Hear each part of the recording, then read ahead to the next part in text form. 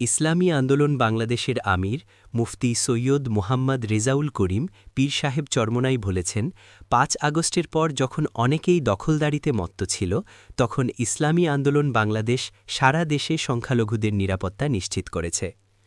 ৬ ফেব্রুয়ারি ২০২৬ রোজ শুক্রবার সকালে বরগুনার আমতলী পৌর মুক্ত মঞ্চে বরগুনা ১ আসনের হাতপাখা প্রতীকের নির্বাচনী জনসভায় প্রধান অতিথির বক্তব্যে তিনি একথা বলেন।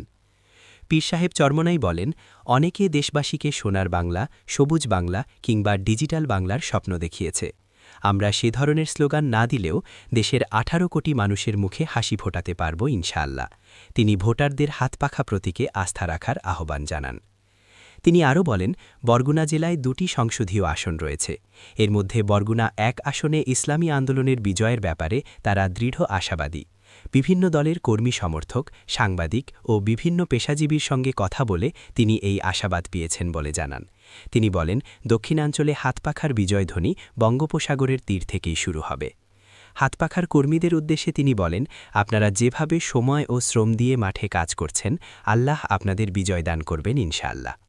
অন্যান্য প্রার্থীদের উদ্দেশ্যে চরমোনাইয়ের পীর বলেন, কেউ যেন ভোটকেন্দ্র দখলের চেষ্টা না করে এবং সন্ত্রাসী পথে না হাঁটে।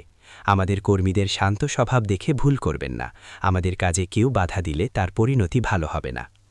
হিন্দু, খ্রিস্টান, বৌদ্ধ সহ অন্যান্য ধর্মাবলম্বীদের উদ্দেশ্যে তিনি বলেন, চরমোনাই এলাকায় সংখ্যালঘুরা মায়ের কোলের মতো নিরাপদ। সভাপতির বক্তব্যে বরগুনা ১ আসনের সংসদ সদস্য প্রার্থী মাওলানা মাহমুদুল হোসাইন ওয়ালিউল্লাহ বলেন, তিনি শাসক হতে নয়, জনগণের খাদেম হতে চান। প্রতিহিংসার রাজনীতির বদলে সুস্থ রাজনৈতিক ধারা প্রতিষ্ঠা, মামলাবাজির অবসান, সন্ত্রাস ও চাঁদাবাজি রোধ এবং শিক্ষা বান্ধব ও কর্মসংস্থান বান্ধব উন্নত বরগুনা গড়ে তোলার অঙ্গীকার করেন তিনি নদীর ওপর সেতু নির্মাণ, বরগুনা সদর হাসপাতালকে ৫০০ শয্যায় উন্নীত করা, সদরসহ তালতলী ও আমতলী স্বাস্থ্য কমপ্লেক্সের চিকিৎসা সেবার মান উন্নয়ন, সড়ক অবকাঠামো উন্নয়ন এবং বন্যা ও নদী ভাঙন রোধে টেকসই ব্যবস্থা গ্রহণের প্রতিশ্রুতি দেন।